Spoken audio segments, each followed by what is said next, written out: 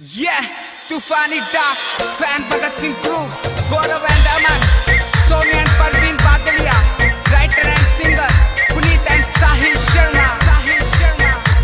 मने के मन में ठाणी सड़क हरिद्वार तलानी से, मने के मन में ठाणी सड़क हरिद्वार तलानी से, गंगा जी में डुबकी सारे मिलकर लावांगे,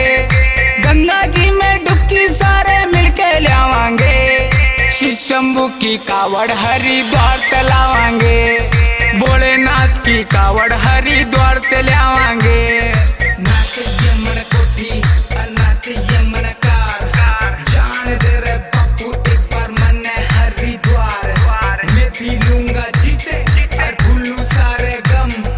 हाथा में कावड़ और होठा पर बम बम,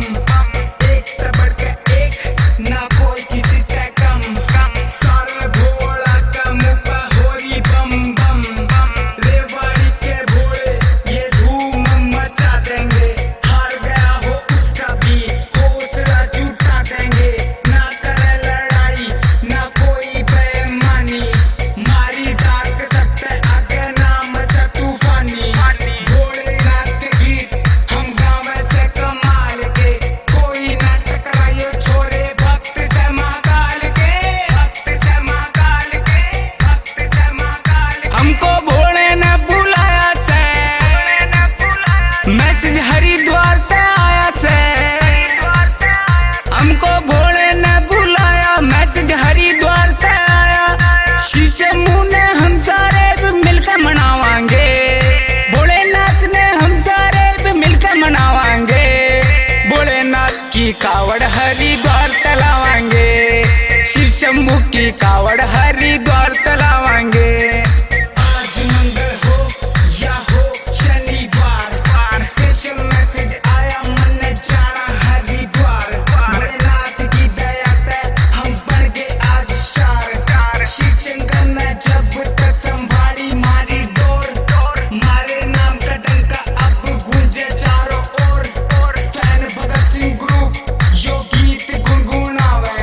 महाकाल की दया पे ऐसा ही नाम कमावे, खैच लो रे भक्तों डाक रखना संभाल के, कोई ना टकराइयो छोरे भक्त से महाकाल के, भक्त से महाकाल के, भक्त से महाकाल के।